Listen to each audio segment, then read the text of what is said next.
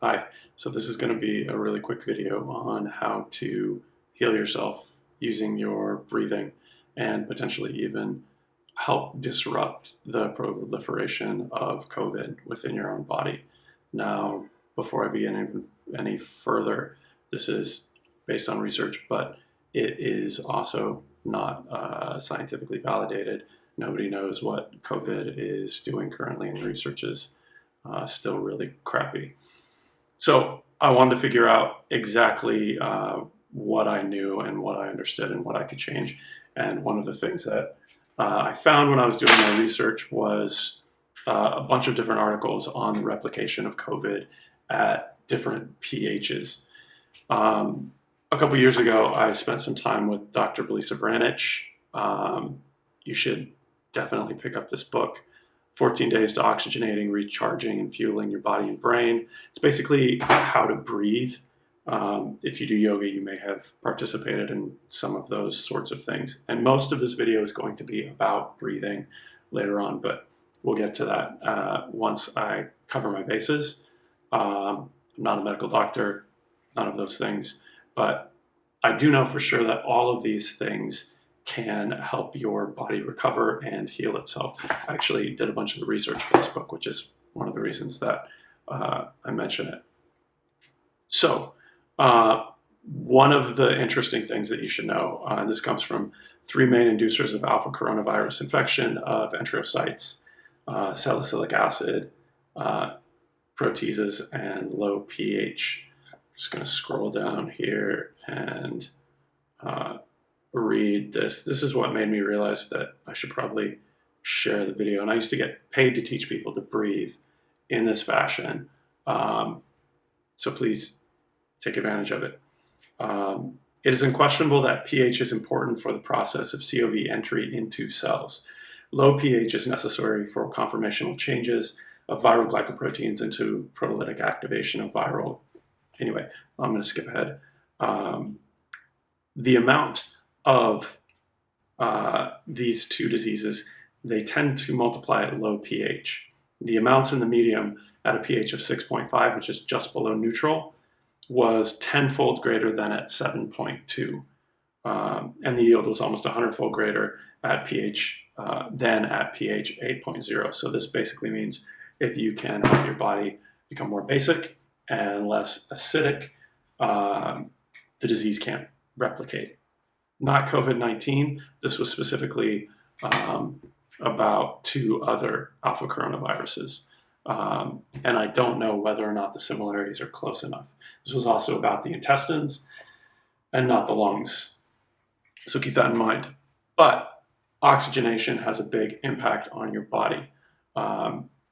Your pH levels do vary, but they don't vary much. So if you eat a bunch of greens, you're not very likely to change your body pH significantly over a long amount of time.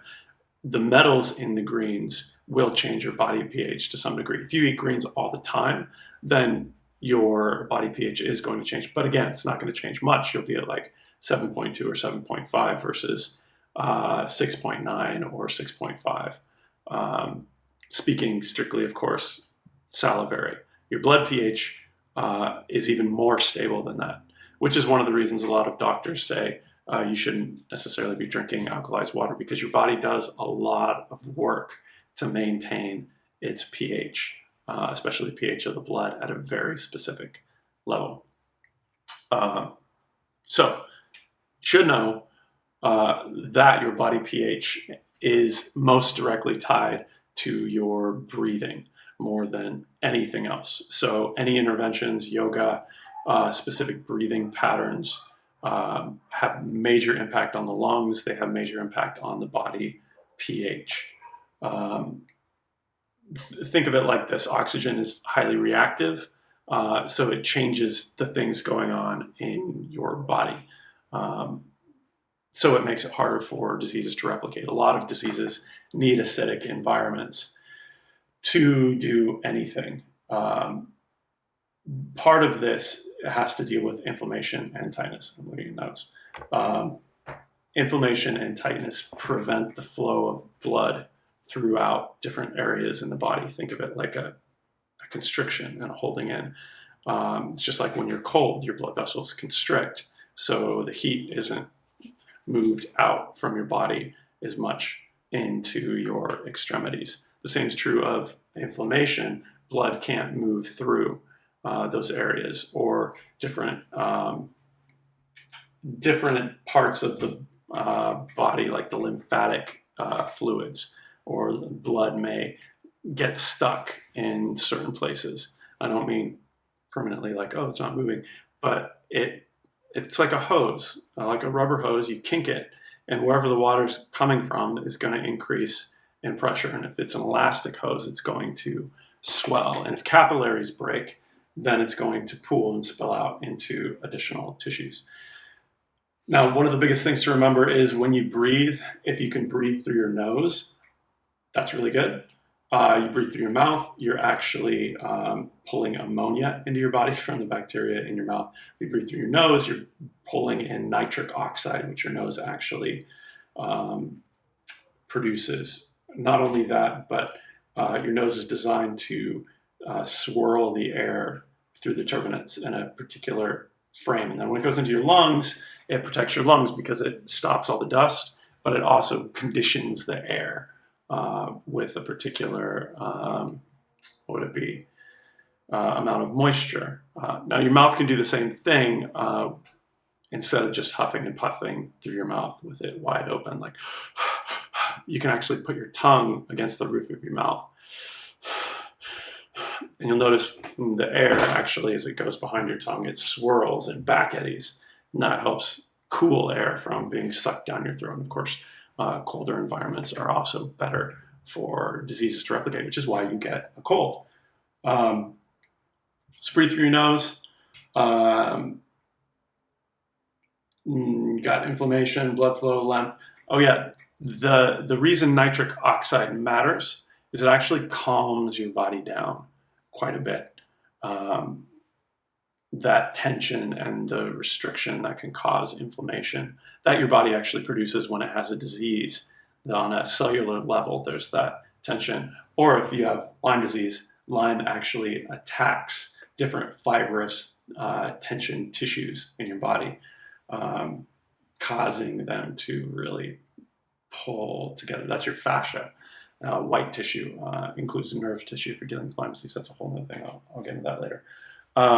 So you can breathe to get well. The important thing to remember as you do this is your breath is the #1 factor of your longevity. So if you're old, if you can keep your lungs open and bigger longer through exercise or expansion exercises or yoga exercise, it's all exercise, the better. Speaking of exercise, it's also the #1 thing tied to your intelligence. So keep that in mind. If you want to be smarter, breathe more. So if you're sick, quit things that make you tense so that you can get more air into your body, which will heal the tissues and potentially even fight diseases. So like scary movies, intense focus, too much work, not enough rest, no breaks, sticking in anything which puts you in a state of fight or flight. And that could even be a flow state, right, where you're hunched over the computer and you're going constantly. Don't do that. It's not good. Take breaks, lots of breaks. Just go lay on your back in the living room. Games, video games. If you love video games and you have sick time, you're like, that's great. I can sit back and take all the time to watch the scary movies or the video game. Don't do it. Pause those things. Pick up a comedy. You'll laugh. Your lungs will open, your breathing will become more regular, and that will help oxygenate your body. So, to breathe, first of all, you're probably doing it wrong, and you're probably not doing it enough. I'll run you through a couple exercises at this point, and you can kind of see what's what. So, this is my body. When you breathe, you don't want to increase drastically in your shoulders. A lot of people will. Don't do that. You want to keep the tension out so this stays relaxed. And if you've ever taken singing lessons, then you'll actually drop your belly and release it, and this supports your diaphragm. Your diaphragm sits right here, and it's a bunch of different muscles that cut through in a bunch of different ways from different angles. It's not just one particular muscle. And your ribs, it's like an accordion. Your ribs are built to go in and then out. But you can see there's two different things going on right there when I do that. They go in and then out, and they move out, but then this also drops. You actually have two other diaphragms. You have a diaphragm up here in the top that goes up, and you have one in your pelvic floor that drops down. So you want to do both of those. If you're fully relaxed, you're going to be sitting on your tailbones, lined through the top of your head, shoulders back, not here. When you breathe in, you're not going to go, again, don't do that, not good. And you're going to fill your lungs and drop your belly. Easiest way for me to figure out how to do this was to focus on expanding here first, and then figuring these out, how to open these side to side. So if I ever breathe on a 1-2 count, I'll actually open my belly and I'll expand the ribs. So something like this, like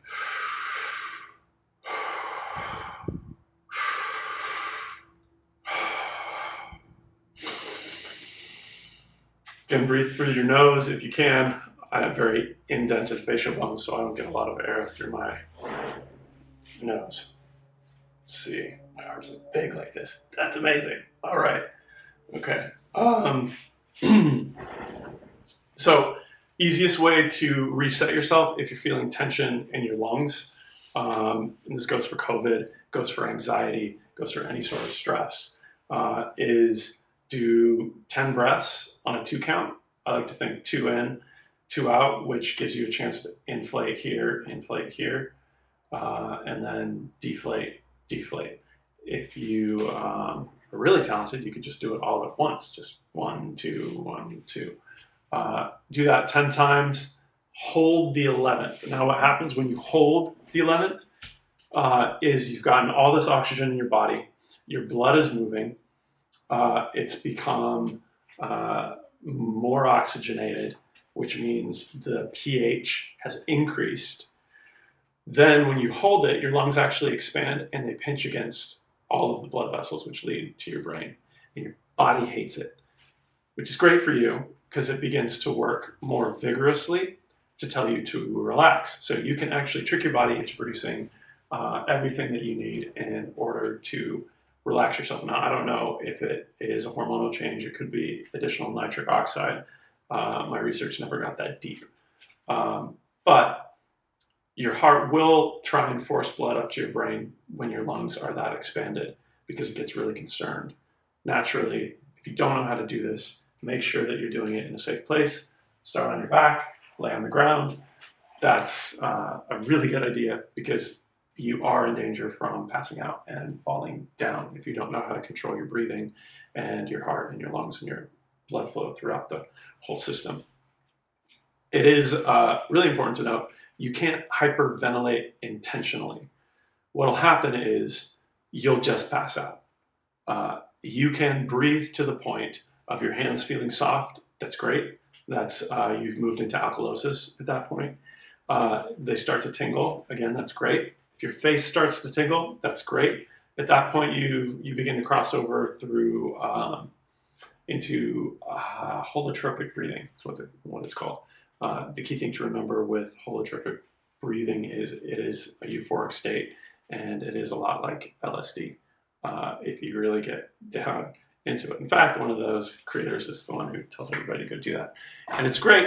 It's terrifying, however, because your body systems are designed to keep you from going to that point. Again, you don't have to worry about it. You'll pass out first. But you do have to worry about hitting yourself in the head.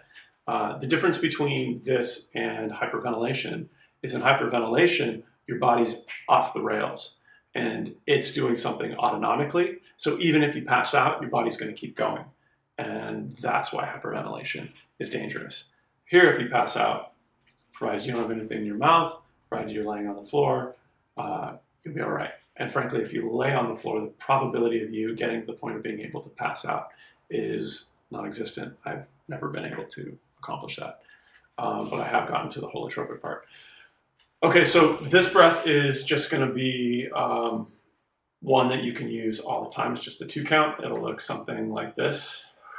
First exhale entirely. You've got a lot of stale air in your lungs, not a lot of oxygen.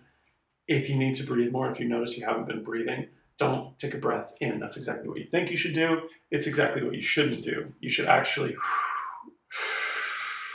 exhale. When you exhale first, you'll take a bigger breath than you expected because you've triggered your body's response. And in addition to triggering your body response, you've gotten rid of all of that negative air. Wow, we've almost gotten to 15 minutes. Crazy. Okay, so you can tell your people all the instruction begins about 15 minutes.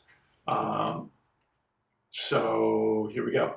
We'll do 10 breaths and hold 11. This will give you a chance to watch the 2 count. All right.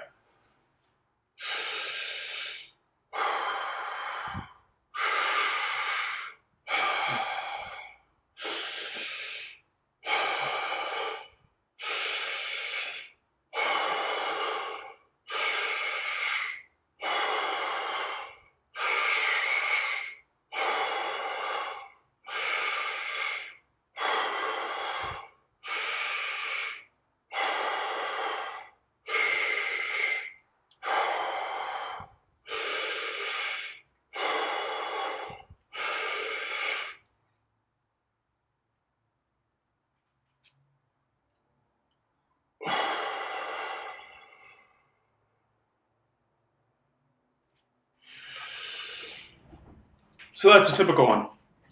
I lost count, I lost track, that's fine. I breathed as much as my body needed to breathe. I feel blood in my face, I feel my heart pumping in my head, I felt it shoot down my arms. That's great, my hands feel a little bit soft, a little bit tingly. That's exactly what you want. The tingle, again, that's alkalosis. That's how you know you've pushed your body into a higher pH. Again, higher is better, lower is acidic, and oxygen is the healthiest way to control that body pH. This is also, incidentally, one of the reasons that children fare a lot better with coronaviruses, in as much as I've researched, which I know specifically for COVID-19 they do. But children breathe much more easily, much more fluidly.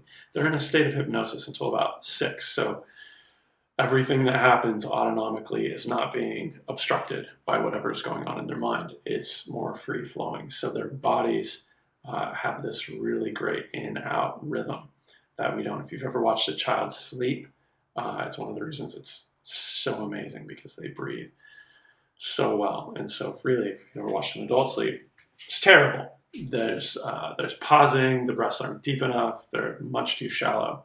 And this is also because the tension here in your lungs. All right, so again, this is an accordion. You're gonna spread that accordion and release the belly.